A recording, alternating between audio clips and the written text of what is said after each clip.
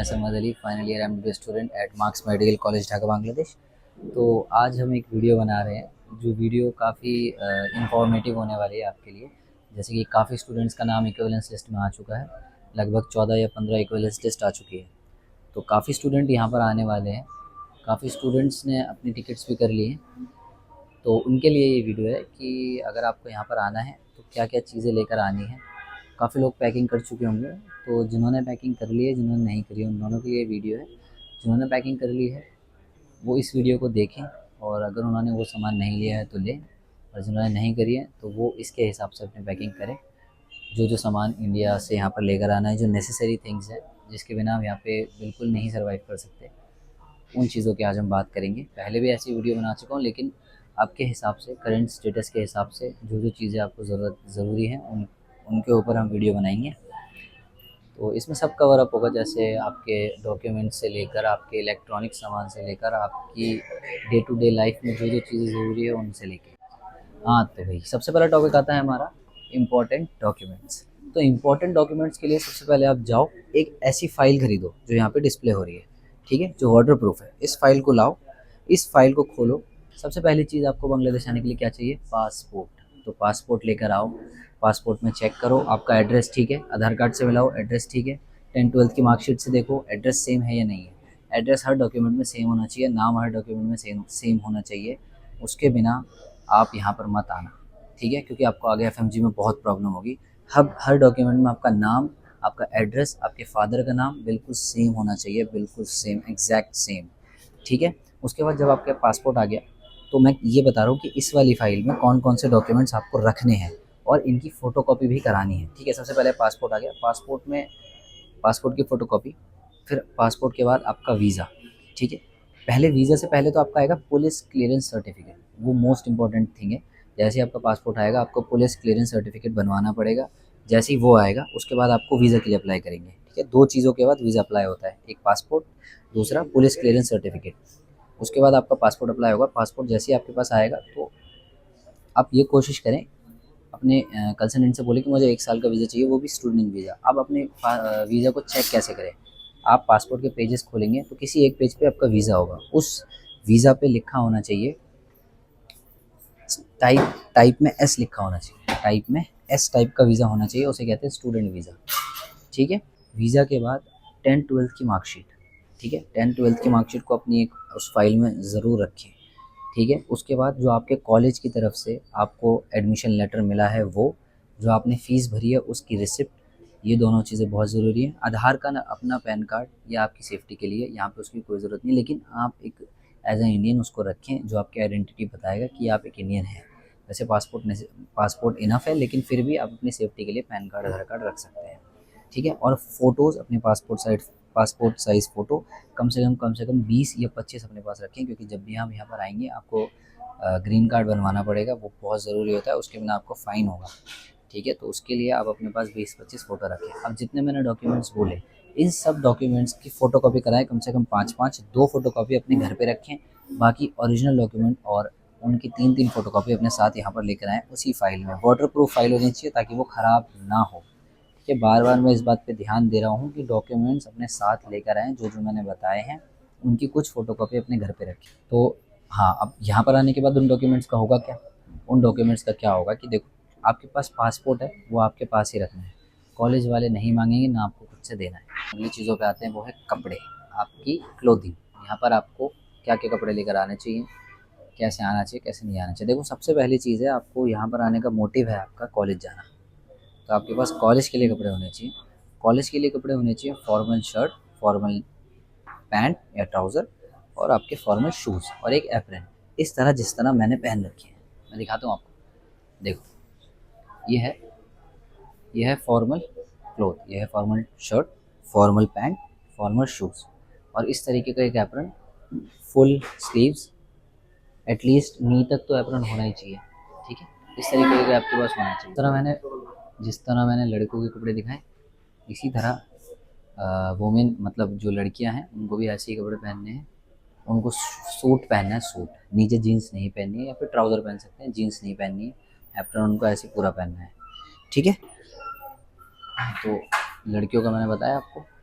कि लड़कियों को सूट पहनना है नॉर्मल कॉलेज में, बाकी आप बाहर पहन सकते हैं जीन्स में जो भी आपको पहनना है। लड़कियों को कॉलेज में सूट पहनना है और एक अपना एप्रन लेकर आना है। वैसे एप्रन जो है वो आप यहीं से ले तो बेहतर है, एक बार यहाँ पर आके देखें, यहाँ पे इजीली मिल जाता है। उसके बाद आप इंडिया में जाके सिलवा सकते हैं। तो आप वहाँ से एप्रन ना लाएं, बुक्स भी ना लाएं, ठीक है। कपड़ों के बाद मतलब फॉर्मल ड्रेस के बाद आता है आपके जो डेली वेयर आप पहनेंगे। यहाँ पे डेली वेयर में आपके जैसे जो भी जीन्स जीन्स और फिर हो गया आपकी टी शर्ट, लोअर्स, ये सब लेकर आएँ आपके डे टू डे लाइफ के लिए, क्योंकि यहाँ पे का सारी चीज़ें महंगी हैं, यहाँ का आप पहन भी नहीं पाओगे जैसा आप इंडिया में पहनते हो, यहाँ शायद ना मिले आपके हिसाब से। तो और यहाँ पे गर्मी बहुत है, बहुत ह्यूमिडिटी है, तो कॉटन की चीज़ें लेकर आएँ, कॉटन की चीज़ें, और कॉटन के कपड़े ज़्यादा लेकर आएँ, ठीक है। थोड़े हल्के कपड़े लेकर आएँ ताकि आपको उनमें गर्मी ना लगे, क्योंकि यहाँ पे बहुत गर्मी है, आपको परेशानी होगी, ठीक है। अपनी जितने भी हैं चीज़ें सब लेकर आएँ, जैसे जीन्स हो गई, टी शर्ट हो गई, शर्ट हो गई, जो भी आपको बाहर पहनना है, पार्टी वियर जो भी है। और जैसे कि अब आप आओगे तो आप ईद के बाद आओगे, बहुत सारे स्टूडेंट जो है वो ईद के बाद आएंगे, तो ईद के बाद आएंगे तो उनको वापस घर जाने को छुट्टी नहीं मिलेगी, वो आप जाएंगे नेक्स्ट ईयर ईद पे। तो आप विंटर के कपड़े भी ला सकते हैं, क्योंकि यहाँ पे ठंड भी पड़ती है। और मतलब एक जैकेट आपके लिए इनफ है, थोड़े से स्वेटर्स लेकर आ सकते हैं आप, इनर ला सकते हैं, थर्मल जैसे कहते हैं वो भी ला सकते हैं ठंड के लिए, ठीक है। क्योंकि कुछ स्टूडेंट घर नहीं जाएंगे, उनके लिए मैं बता रहा हूँ। यहाँ पे बारिश भी काफ़ी होती है, तो आप अम्ब्रेला ज़रूर लेकर आएँ अपने साथ। और जो जो नेसेसरी थिंग्स है जो आपको लगता है, आपके फॉर्मल शूज़, कैजुअल शूज़, आपकी स्लीपर, ये सब चीज़ें यहाँ नहीं मतलब मिलेंगी तो आपके हिसाब की नहीं मिलेंगी, तो ये बेहतर है आप घर से ही लेकर आएँ। सॉक्स लेकर आएँ, ठीक है। और यहाँ पे सब महंगा है, तो इसलिए आप घर से ही लाएँ, वो आपके लिए बेहतर है। हाँ, फ़्लाइट के अंदर है 30 केजी अलाउ, तो उसके हिसाब से लेकर आएँ। पता ही है 30 केजी कम है, तो 30 प्लस 7 केजी आप हाथ में ला सकते हैं, तो हैंड बैग में 7 मतलब 10 केजी के अराउंड आप हैंड बैग में ला सकते हैं।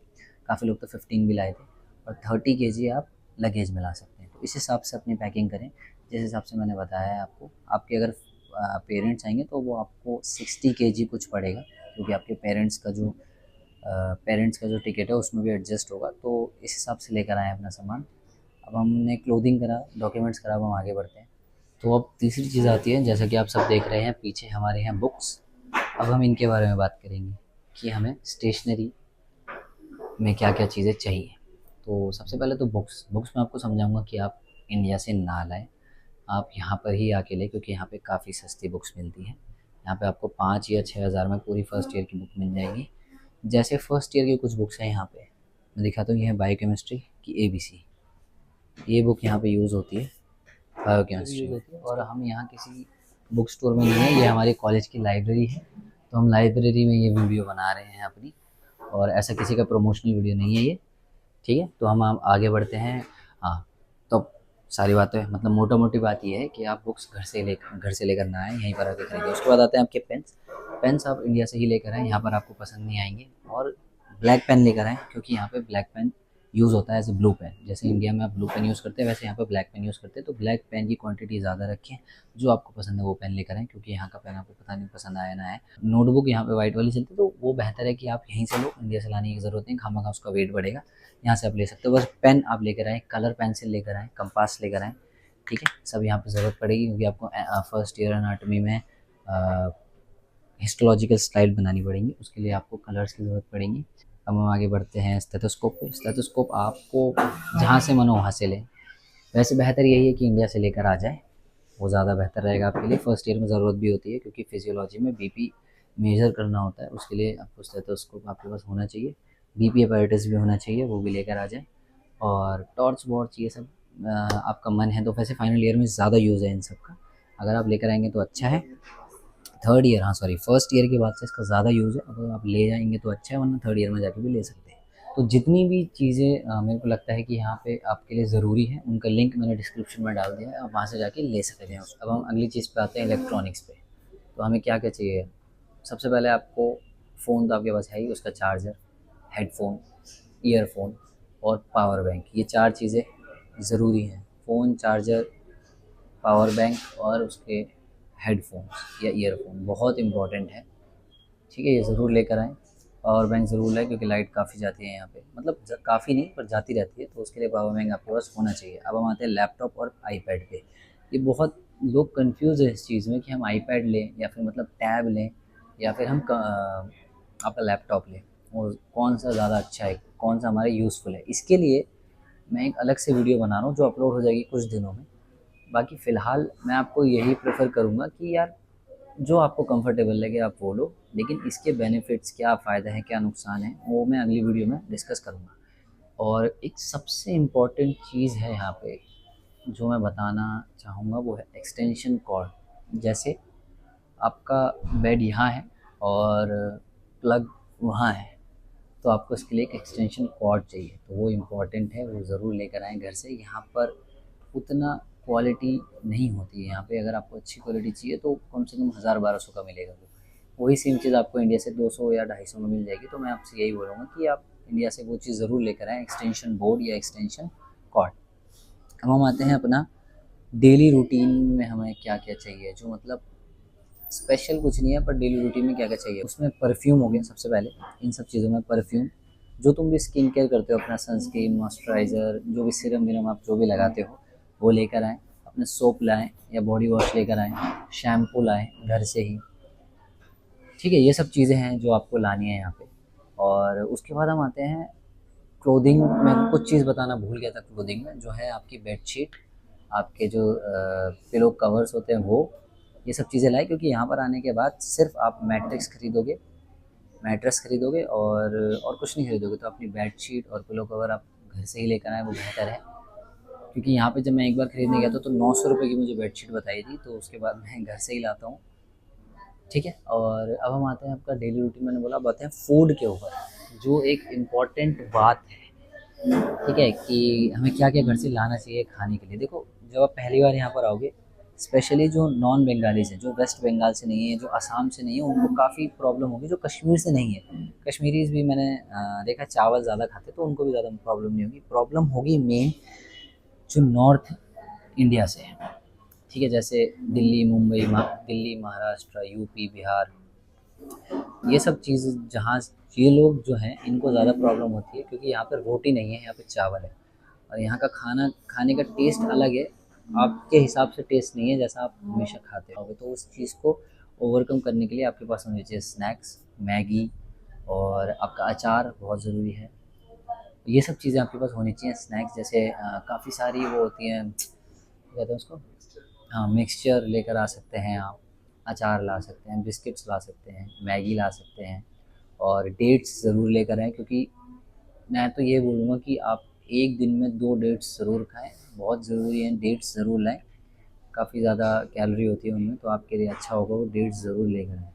और ड्राई फ्रूट ज़रूर लाएँ। ड्राई फ्रूट आपके यहाँ पे जो भी अ, कमी है उसको पूरा करेंगे। वॉलनट लाएँ, जो भी है, आलमंड्स लाएँ, जो आपका मन है वो लेकर आएँ। वो खाने की चीज़ों पे ज़्यादा प्रेफ़रेंस दें, ठीक है? मैं बार-बार बोल रहा हूँ, खाने की चीज़ों पे ज़्यादा प्रेफ़रेंस दें। डॉक्यूमेंट्स और खाने की चीज़ें, ये दोनों चीज़ें हैं जो आपको इन चीज़ों पे ज़्यादा ध्यान देना है, क्योंकि यहाँ पर आके इन 2 चीज़ों की ही ज़रूरत है सबसे ज़्यादा। आपको कपड़े को, चलो आपकी जो क्लोथिंग है वो भी एक बार को कॉम्प्रोमाइज़ कर सकते हो आप, कि चलो आप जीन्स पहन के चले गए किसी दिन कॉलेज में, कॉम्प्रोमाइज़ कर लिया, यहाँ से खरीद लिया। डॉक्यूमेंट्स आप यहाँ पर आके नहीं ले सकते, फूड आपको इंडिया वाला यहाँ पर नहीं मिलेगा, स्नैक आपको इंडिया वाले यहाँ पर नहीं मिलेंगे, ठीक है? डबल रेट पे मिलते हैं। मैं एक दिन बेस्ट बाय में जाके, यहाँ के जो भी शॉपिंग कॉम्प्लेक्स है वहाँ पे जाके एक वीडियो ज़रूर बनाऊँगा और आपको दिखाऊँगा कि यहाँ पे क्या प्राइसेज़ हैं। तो जिस मेडिसिन की बात करते हैं हम यहाँ पे, सबसे पहले मेडिसिन में तो आप जितने भी जो भी स्टूडेंट आ रहे हैं, अगर आपके प्रिस्क्रिप्शन है उनके पास, मतलब आपकी मेडिसिन चल रही है, और आप जो भी प्रिस्क्रिप्शन ड्रग है वो आप ज़रूर लेकर आएँ वहाँ से। जो भी नॉन प्रिस्क्राइब्ड ड्रग हैं उनको आप नहीं भी ला सकते हो, ला भी सकते हो, आपकी सेफ्टी के ऊपर है। जैसे पैरासीटामोल हो गया, एंटीहिस्टामिन हो गया, एनाल्जेसिक हो गया, ये सब की आपको अगर ज़रूरत है तो लेकर आ जाओ, और यहाँ पे भी मिलते हैं वैसे। और ओआरएस भी ला सकते हैं आप, और अपना इनो भी ला सकते हैं। कफ सिरप ज़रूर लेकर आएँ, यहाँ पे खांसी वासी होती रहती है, कॉमन कोल्ड होता रहता है, उसके लिए ज़रूर लेकर आएँ। हाँ, एक ला सकते हैं आप ओडोमॉस ऑल आउट, ये भी ज़रूर लेके आएँ, क्योंकि कुछ जगह पे काफ़ी ज़्यादा मच्छर है, ठीक है। ये सब हो गया। अब हम आते हैं आपका जो लीस्ट इम्पॉर्टेंट है पर है इम्पॉर्टेंट, मतलब सबसे ज़्यादा इम्पॉर्टेंट है डेबिट कार्ड। वो आप ले सकते हैं, international debit card. International debit card हमें लेना है, बहुत सारे आते हैं, आपको वीज़ा का लेना है, रुपए का नहीं लेना, रुपए का यहाँ पे नहीं चलता है, वीज़ा का लेना है। और काफ़ी काफ़ी सारे आते हैं इंटरनेशनल डेबिट कार्ड, जैसे जेएनके का आता है, एसबीआई का आता है, आईसीआईसीआई का भी आता है, के ऊपर, लेकिन अलग अलग चार्जेस हैं। प्राइवेट बैंक में ज़्यादा चार्ज होंगे, एसबीआई में थोड़ा कम है, जेएनके में थोड़ा कम है, लेकिन एफआई में थोड़ा और कम है। तो फेडरल बैंक जितने भी फेडरल बैंक का हम यूज़ करते हैं वो ज़्यादा बेहतर है। इंटरनेशनल डेबिट कार्ड जो भी है वो फाई के ऐप से ही आप अप्लाई कर सकते हैं, वो आपके घर पर आ जाएगा, तो वो ज़्यादा बेहतर है। आप उसको ले इंटरनेशनल डेबिट कार्ड, जो मैं अगर हो सकेगा तो मैं उसामा से बोल दूँगा यहाँ पे पिक्चर लगा दे, मतलब एक फ़ोटो शो कर दें यहाँ पे उसकी, तो आप वो ला सकते हैं। ठीक है। और बांग्लादेशी करेंसी आपको इंडिया से नहीं चेंज करानी है, यहाँ पर ये चेंज करानी है। अगर इंडिया में बेहतर रेट मिल रहा है जैसे 1.4243, तो आप इंडिया से लेकर आ सकते हैं। लेकिन यहाँ पर आने के बाद एयरपोर्ट पे कुछ चेंज कराएं, जैसे आप अगर कैश ला रहे हैं इंडियन 30 to 35,000, यहाँ पर आप 5,000 10,000 चेंज करा सकते हैं एयरपोर्ट पे। एयरपोर्ट पे चेंज कराने के बाद वहाँ पे कम रेट मिलता है 1.35, तो वहाँ से चेंज कराएं। उसके बाद जैसे ही आप एयरपोर्ट से बाहर निकलेंगे, बाहर ही बहुत सारे सिम दे रहे होंगे आपको, अलग अलग ब्रांड बैठे होंगे, जैसे वोडाफोन हो गया, सॉरी वोडाफोन नहीं, रूबी हो गया, एयरटेल हो गया, ये सब बैठे होंगे। आप इनसे जाके अपनी बांग्लादेश ये सिम ले सकते हैं। जैसे आप बाहर निकलेंगे आपके पासपोर्ट के हिसाब से आपको सिम दे देंगे। वो वीज़ा पीरियड पे आपकी सिम चलती है, जब तक आपका वीज़ा रहेगा तब तक सिम चलेगी। जैसे ही आप वीज़ा रिन्यू कराएंगे आपको सिम रिन्यू कराने दोबारा से जाना पड़ेगा। तो जैसे कि अब सारी वीडियो ख़त्म हो चुकी है, पर एक आखिरी बात, last but not the least, contact करें कुछ भी प्रॉब्लम हो। नंबर आपको दिख रहा है इस नंबर पे, या उसामा के नंबर पे आप मैसेज कर सकते हैं। कोई भी आपको इशू आप मेरे से कॉन्टैक्ट कर सकते हैं। मैं ज़रूर आपकी कोशिश करूँगा, आपकी हेल्प करूँ, आपको रिप्लाई करूँ। और किसी की बातों में विश्वास ना करें। अगर मैं भी कुछ बोल रहा हूँ तो मैं कुछ रिसर्च करके ही बोल रहा हूँ। ठीक है। तो कोई भी कंसल्टेंट आपसे कुछ भी कहता है तो एक बार मुझसे वेरीफाई करके पूछें कि क्या ये बात सही है, क्या ये झूठ है। मैं कोशिश करूँगा कि उसको वेरीफाई कर पाऊँ आपके लिए, क्योंकि मेरे को अब यहाँ पे 5 साल हो चुके हैं। तो एज अ सीनियर और एज अ बड़ा भाई मैं आपकी ज़रूर मदद करूँगा। और उसामा भी है, उसको भी आप मैसेज कर सकते हैं, वो भी आपकी हेल्प करें। ठीक है। ये सब मैंने बताया, इसके ऊपर मैं एक वीडियो और बनाऊँगा कि यहाँ पर आने के बाद क्या करना है। ठीक है। अस्सलाम वालेकुम। लाइक शेयर सब्सक्राइब और मेरे साथ बने रहें। अगली वीडियो इंशाल्लाह बहुत जल्दी आएगी। ठीक है। अस्सलाम वालेकुम।